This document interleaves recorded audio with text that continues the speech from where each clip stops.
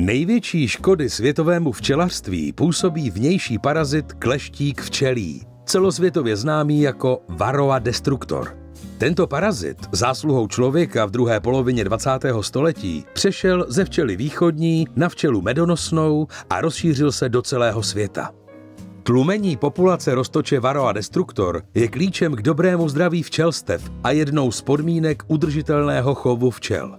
Průběh všech včelích onemocnění je totiž v souběhu s varroázou těžší, mnohá z nich roztoč sám přenáší. Základem tlumení je celoroční společné úsilí všech včelařů. To znamená mít stálý přehled o intenzitě varroázy a podle toho volit nejvhodnější opatření. Ošetření všech včelstev provést včas a na celém území současně.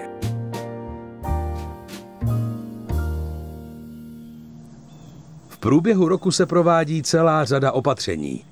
Včelařský rok tradičně začíná po medobraní. Včelstvům je třeba vytvořit takové podmínky, aby zdárně přečkala zimu a přinesla užitek v dalším roce.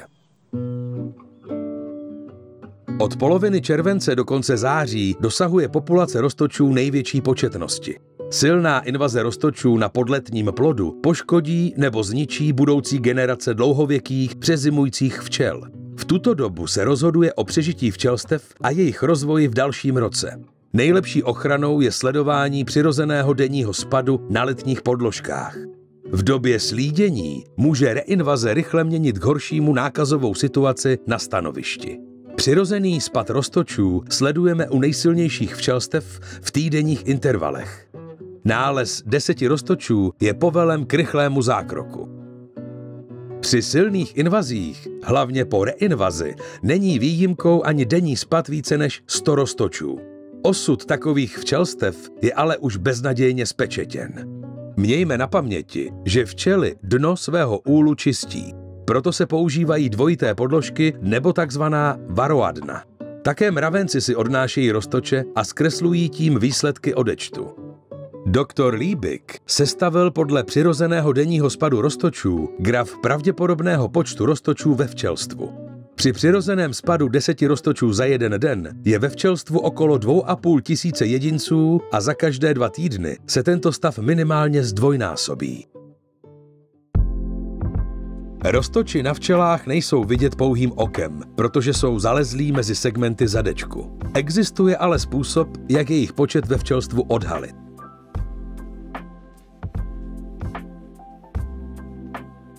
Do zkušebního kyblíčku odměříme asi 100 ml včel a zakryjeme děrovaným víčkem.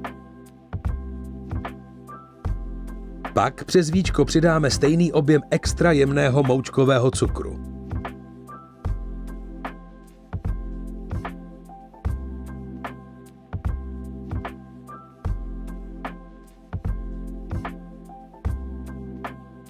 Po přiklopení druhého pevného víčka alespoň 30 sekund včely v cukru intenzivně překlápíme.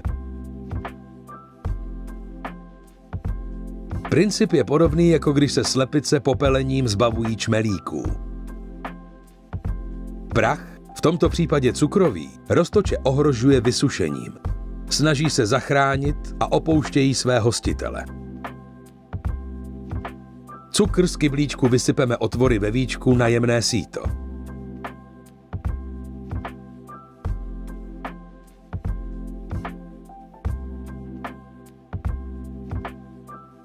Tím propadne i většina cukru a na sítu můžeme spočítat roztoče. Včely z kyblíčku vrátíme zpět do úlu, kde se o ně jejich družky postarají. Z této tabulky, která zohledňuje i měsíc testování, vidíme naléhavost opatření. Monitoring moučkovým cukrem je oproti sledování přirozeného spadu operativnější. Ale žádnou z těchto metod nepostihneme roztoče zalezlé aktuálně podvíčky plodových buněk. A těch je bohužel většina. Samotný posyp cukrem také nelze považovat za léčebnou metodu. Účinek není dostatečný. Ošetření gabonem je v podletí při vyšších denních spadech nejbezpečnější záchranou včelstev. Na trhu jsou dostupné 2 přípravky gabon s odlišnou účinnou látkou. Gabon PF 90 mg obsahuje účinnou látku taufluvalinát. Gabon Flum 4 mg Flumetrin. Po 2 letech použití musí být Gabon nejméně na 1 rok vynechán, respektive vystřídán jiným léčivem, aby se nepodporovala rezistentní populace roztočů. Gabon věšíme na háček do rozšířené uličky mezi plodové plásty. Drátěný háček zajišťuje, že proužek visí uprostřed uličky. Obvykle stačí 2 proužky na jedno včelstvo. Třetí dáváme jenom, když je plod ve 2 nástavcích. Zvláště slabým včelstvům postačí 1 proužek. Účinná látka se z proužků sama neuvolňuje, difunduje na povrch proužku a rozšiřuje se pouze kontaktem včel s proužkem a kontaktem včel mezi sebou. Proto musí mít včely dobrý přístup k proužku z obou stran. Ve srovnání s kyselinou mravenčí a šťavelovou účinkuje Gabon dlouhodobě a likviduje i roztoče, kteří se postupně líhnou z plodu. Nemůže však ve včelstvu viset trvale. V každém případě je nutné proužky nejpozději po 30 dnech z úlu vyjmout. Fumigace je nejdůležitější ošetření, které začíná 10. října. Účinná látka neproniká pod víčka plodových buněk. Pro vysokou účinnost léčby je tedy nutno zkontrolovat, že ve včelstvu plod již není. Poslední zavíčkovaný plod odstraňte vidličkou nebo předem klíckujte matky. Fumigace se provádí při venkovní teplotě nad 10 stupňů Celsia, dokud včely nevytvoří chomáč, neboť tím kouř už nepronikne. Česno uzavírejme nejlépe vlhkou tkaninou. Fumigace se provádí přípravkem varidol s účinnou látkou amitraz. Dalším registrovaným přípravkem je MP10FUM, ale jeho účinná látka, fluvalinát, v některých oblastech již není dostatečně účinná. Způsob použití obou přípravků je stejný. Do proužku prorazíme otvor a vložíme hřebík nebo drátěný háček. Kapku vypudíme otočením lahvičky a čekáme, až se sama uvolní. Kapátko se nesmí dotknout proužku. Základní dávka jsou 2 kapky. 3 nebo dokonce 4 kapky použijeme jen u zvláště silných včelstev ve více nástavcích.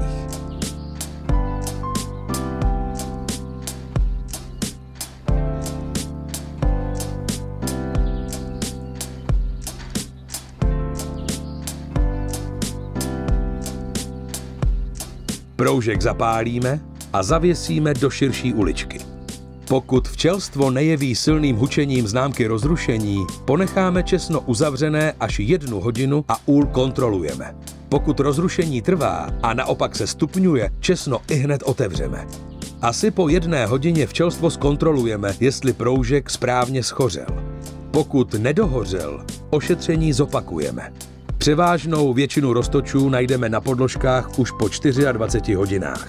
Ošetření je třeba opakovat 3krát po 2 týdnech. Záměna fumigace ošetření aerosolem je možná. Poslední ošetření v roce, koncem listopadu až začátkem prosince, je výhodné provést aerosolovou technikou. Ve včelstvech už nebývá plod a aerosolové částice, na rozdíl od kouře, proniknou i dovnitř chomáče včel. Do 300 ml vody nebo acetonu se dává obsah celé lahvičky, to jest 5 ml varidolu nebo 16 kapek přípravku M1AR. V praxi nejrozšířenější je ošetření varidolem v acetonovém roztoku.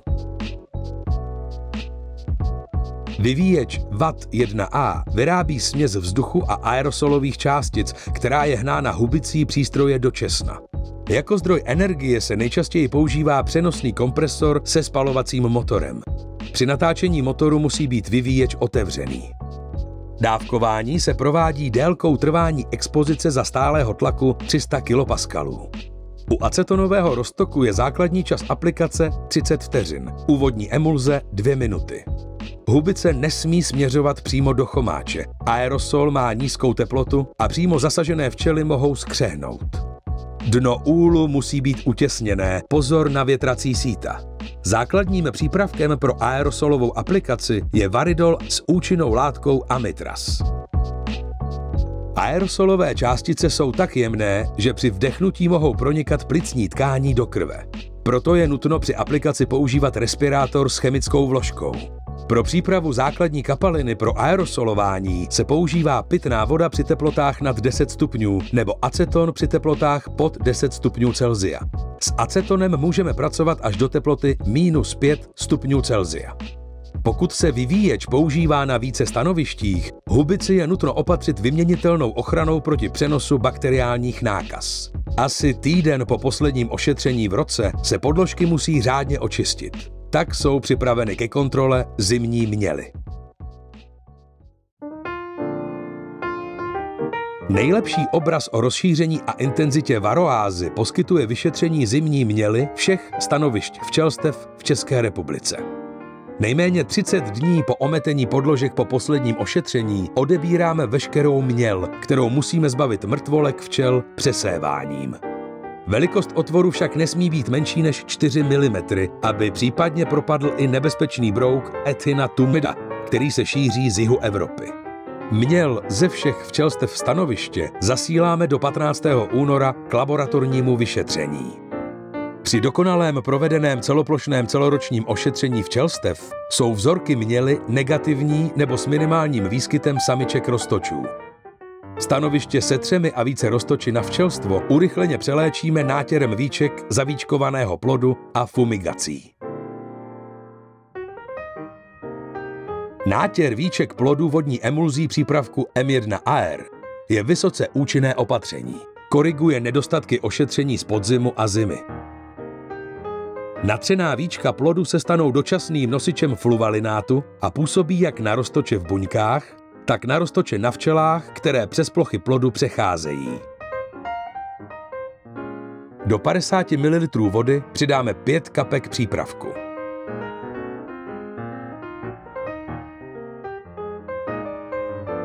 Jemným štětcem natíráme opatrně jen víčka zavíčkovaného plodu. Každé stanoviště musí mít svůj vlastní štětec. Z hygienických důvodů je dovoleno natřít jen plochu do 10 decimetrů čtverečních plodu.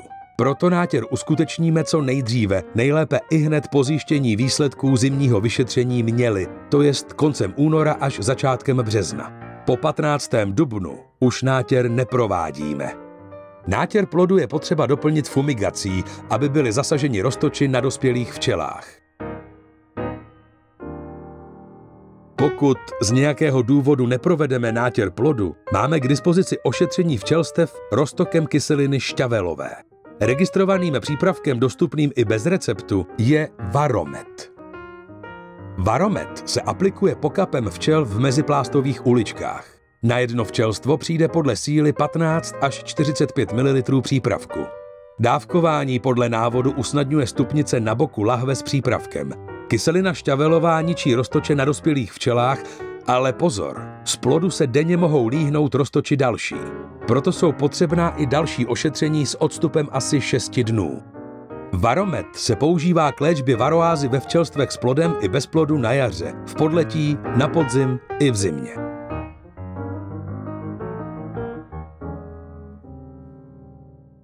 Probiotikum včelí štít obsahuje směs bakterií přirozeného mikrobiomu včel s antagonistickým účinkem proti patogenním bakteriím, které zlepšují odolnost včel vystavených infekčnímu tlaku. K liofilizované směsi bakterií přidáme lžičku medu a doplníme porysku vodou.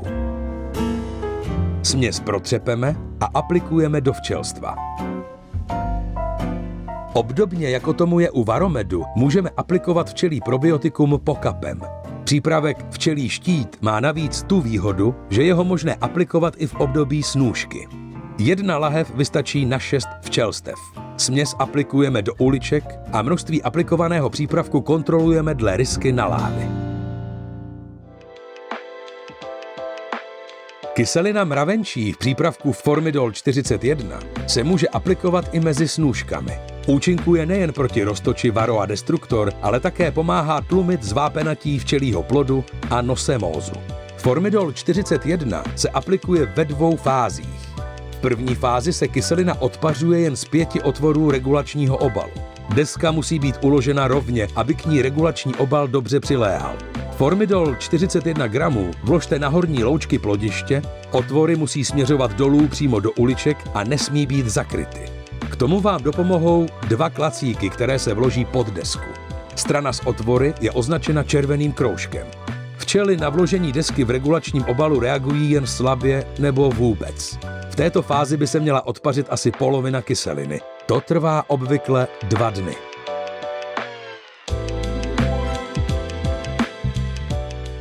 Ve druhé fázi, zpravidla po 48 hodinách, se sejme regulační obal a deska se vrátí do úlu.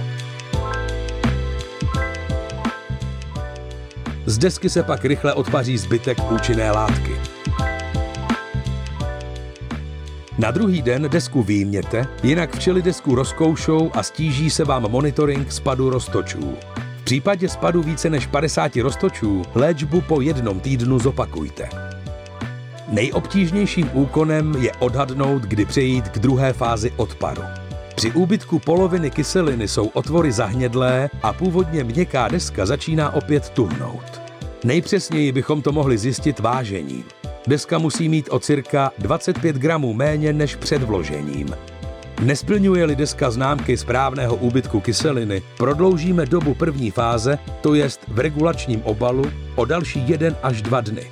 Rychlost odparu závisí na teplotě, vlhkosti, typu úlu, ale hlavně na intenzitě větrací činnosti včel a ta je individuální. Při druhé fázi reagují včely větším vzrušením než při první. Je to nutné pro plnou účinnost ošetření, protože největší účinek má koncentrace, která je na hranici poškození včel. Jestliže druhý den na podložce vedle spadlých roztočů najdeme i menší počet mladušek, kukel těsně před líhnutím a eventuálně mladých trubců, kteří jsou na kyselinu nejcitlivější, protože ještě nemají dobře vyvinutý chytinin vnější kostry, pak je to důkaz, že koncentrace byla správně nastavena. Pro včelaře, kteří ke svým včelstvům dojíždějí zdaleka, je k mání jednorázová varianta přípravku Formidol 81.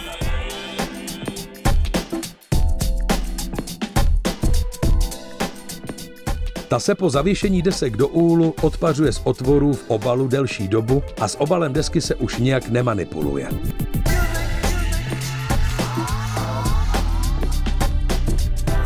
Proužek ponechte v úlu po dobu 12 dnů, poté jej vyjměte. Průběžně sledujte léčebný spad roztočů. V případě vyššího spadu než 100 roztočů ošetření po týdnu zopakujte.